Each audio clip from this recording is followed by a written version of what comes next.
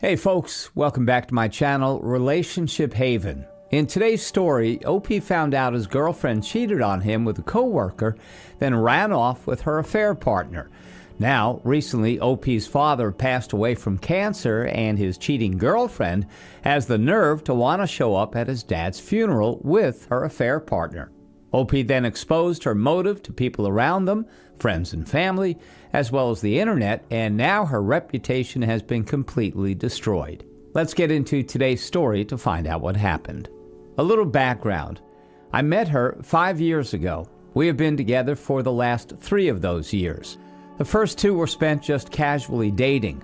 I love this girl. We did have arguments a little more frequently lately, but that's because of my insecurities lately. See, about a year ago, I was going through a death in the family, and I wasn't able to be there for her. We decided to take a break for a few weeks, a mutual decision, and for me to get my head on straight. We talked often during these weeks, nothing deep, as we wanted to give each other space.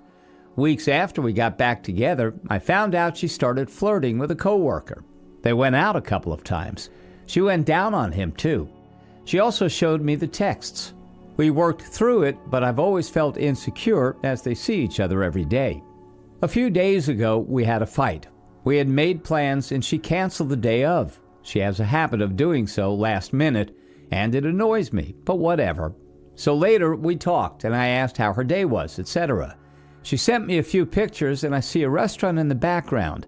When we met later, I asked her about who she was with, and she didn't exactly answer, but after taking it upon myself to look through her texts, I saw a conversation with the same coworker talking about having lunch together at a very unique type of restaurant, the same type that was in the background. I was so mad. I asked if it was him, and she repeatedly said no. I left and went home.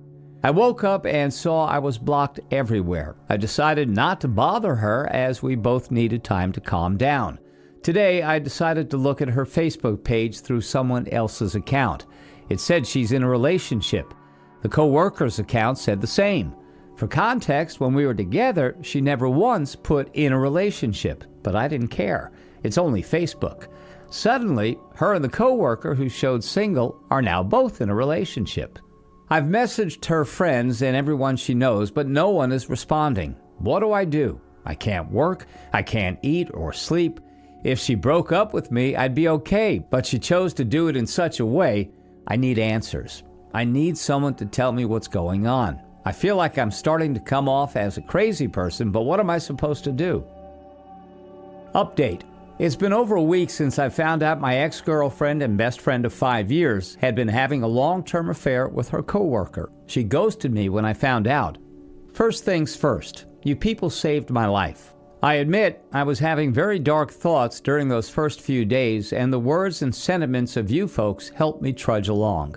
I finally told my family and friends. Some of them already knew, as our friend group was sort of blended after 5 years. To say my mother was hurt was an understatement. She loved my ex and thought I would marry her. I had taken your advice and just went completely silent. I purged my house of everything that reminded me of her, everything she got me or left here, packed it in boxes, and asked one of my friends to deliver it to one of hers. I wanted to be proactive. When my friend got back, he told her friend an earful about how I had been treated. I didn't ask him to. Apparently, she was apologetic. She supposedly didn't know my ex cheated. Yeah, right. I think she just doesn't want to look bad now that it's coming out the ex is a cheater. No way she didn't know. But whatever. Yesterday, a blank random Facebook account messaged me. It was my ex. Here's what she said. Hi, I got the stuff from Talia. I get you're probably mad at me. I get that I messed up by not breaking up sooner before things happened, but I think it's really cruel of you to tell people our business and even return things I got you as gifts. They were meant for you. There is no reason to be so ugly about everything. This is exactly why I did not say anything. I really think me just disappearing will help you move on faster. There's no reason for it. One day, I hoped we could both look back on our relationship fondly as something that helped us become better people. I hope you can reach that point in yourself. I ignored the message and then blocked her. I've got my appetite back. I still have moments where I just can't help but break down, but I feel anger more than anything else. I'm burying myself in work, and most of my interactions with people involve a good deal of faking it. But I'll get there someday. What worries me is my anger. Here's another update. A few days ago, my dad passed away. Somehow, my ex found out. On social media, I have received such an outpouring of support from my friends, and some of them are friends with her friends. My friends already know not to talk to me about her or share anything about me with her or her friends. My mother is broken. My ex, who has been blocked by my mother and family, decided to text my mother her condolences. She went so far as to imply that being the caring person she is, she'd like to offer my mother her support and attend the funeral. Guess who with? If you guess the affair partner, then you're right. Why? Because he will support her while she's supporting my mother. This sucks because my mom loved her and they were close until she cheated. My mom didn't even bother responding. She just told me what happened, told me she doesn't want her there or to reach out again, and will leave it to me to handle it because she doesn't want unnecessary drama after all this. Now I have no choice but to confront her. I also know confronting her is giving her exactly what she wants. She'll be able to say, I'm the one reaching out to her. What should I do? What should I say? I have not dealt with it yet, but I plan to. Here's yet another update. First of all, thank you all so much for your condolences. I'd have loved to answer each one of you individually. Thank you all from the bottom of my and the family's hearts. I took all your advice into consideration. At the end of the day, regardless of the harsh way I personally want to put my ex in her place, I think I see things my mother's way. I don't want any sort of conflict or ill will or cruel words spoken about the circumstances in which I'm putting Dad to rest. I just want peace until after the funeral. I decided I'll not respond to her in any way. I've also spoken to my family through the group to tell them about what happened. Understandably, many were angry and wanted to rip her a new one. I pleaded with them to restrain themselves and that we needed to stand in solidarity and agree we all will meet her attempts with complete silence. I got all of them to agree that if she reaches out to them, we'll just ignore and block as many times as necessary. We won't even acknowledge she exists. Everyone's so protective of me now, so there's a new unity to the family that's really humbling. I'll speak to the funeral personnel about the ex to make sure in case she does show up, she'll be turned away. I'll go to the police station tomorrow to at least inform them, just in case. Maybe they can advise me as well. If a restraining order is my only recourse, I'll take steps in that direction. Lastly, when I told my friends about it, they weren't surprised. Turns out my ex is posting about being devastated by the loss of my dad and is soaking up the pity like a leech. My friends had already agreed amongst themselves to keep this under wraps to not stress me out. They volunteered to be spokesmen and spread the word to literally everyone that she isn't welcome and that we'll have security to keep her out if need be. They'll also run interference from me the whole day. I was really touched.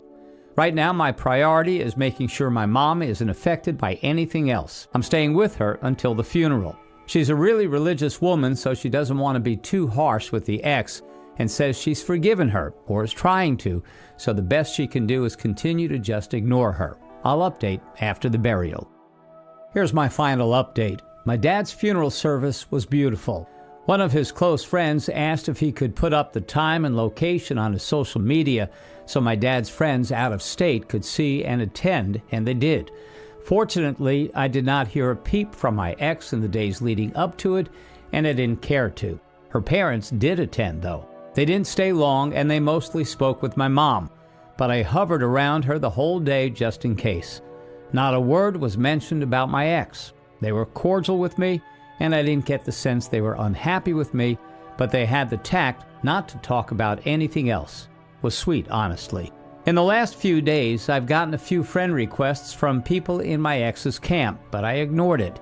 Yesterday, my friend, same guy I asked to return her stuff, showed me a message from Talia that is basically spewing hate my way. Talia, her friend, said that I'm immature, pathetic, and trying to make my ex's life miserable.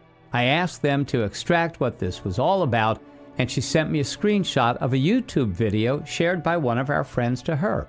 It didn't take long for it to reach my ex, and wow, Out of curiosity, I decided to accept one or two of the friend requests, and this is what happened.